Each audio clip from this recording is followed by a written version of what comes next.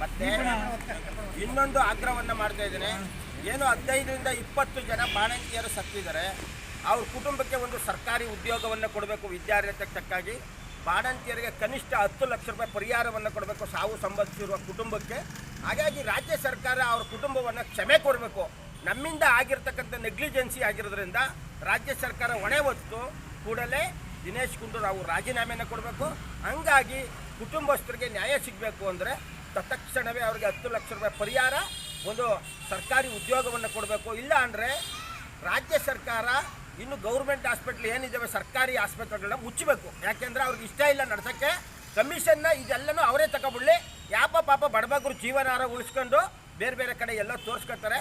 ಅವ್ರಿಗೆ ಇಷ್ಟ ಇಲ್ಲ ಆಮೇಲೆ ನಡ್ಸೋಕ್ಕೆ ಇಷ್ಟ ಇಲ್ಲ, ಕೇವಲ ಸಾವು ಸಂಭವಿಸಲಿ ಅನ್ನೋ ಥರದಲ್ಲಿ ಈ ದೇಶದಲ್ಲಿ 140 ಕೋಟಿ ಜನ ಇದ್ದಾರೆ, ಸತ್ತರೆ ಸಾಯ್ತಾರೆ ಅಂತೇಳಿ ಅಧಿಕಾರಿಗಳನ್ನ ಎದುರಿಸ್ಕೊಂಡು ಇವರು ರಾಜ್ಯ ಸರ್ಕಾರ ಮಾಡ್ತಾ ಇದ್ದಾರೆ. ನಾವು ಅನೇಕ ಬಾರಿ ಈ ಬಗ್ಗೆ ಚರ್ಚೆ ಮಾಡಿದ್ರೆ ಅನೇಕ ಅಧಿಕಾರಿಗಳು ಕೂಡ ನಾವು ಮೇಲಧಿಕಾರಿಗಳಿಗೆ ಹೇಳೋಕ್ಕಾಗಲ್ಲ ಸರ್, ಅವ್ರು ಕೊಟ್ಟಿದ್ದನ್ನು ನಾವು ಬಳಕೆ ಮಾಡಬೇಕು ಅಂತ ಹೇಳ್ತಾರೆ. ಹಂಗಾಗಿ ಇದು ಮೇಲಿಂದ ಏನು ತ್ರಿಸದಸ್ಯ ಪೀಠ ಅಂತ ಏನು ಹೇಳ್ತೀವಿ, ಒಬ್ಬರು ನ್ಯಾಯಾಧೀಶರನ್ನ ನೇಮಕ ಮಾಡಿ ನ್ಯಾಯಸಮ್ಮತವಾದಂಥ ತನಿಖೆ ಆಗಬೇಕು. ತಪ್ಪಿತಸ್ಥರ ವಿರುದ್ಧ ಕಠಿಣ ಕ್ರಮ ತಗೋಬೇಕು. ಇದು ಮುಂದಿನ ಅನ್ಯಾಯ ಮಾಡ್ತಕ್ಕಂಥವ್ರಿಗೆ ಒಂದು ಎಚ್ಚರಿಕೆ ಆಗಬೇಕು ಅಂತ ನಾನು ಎಚ್ಚರಿಸ್ತಾ ಇದ್ದೀನಿ. ನಮಸ್ಕಾರ.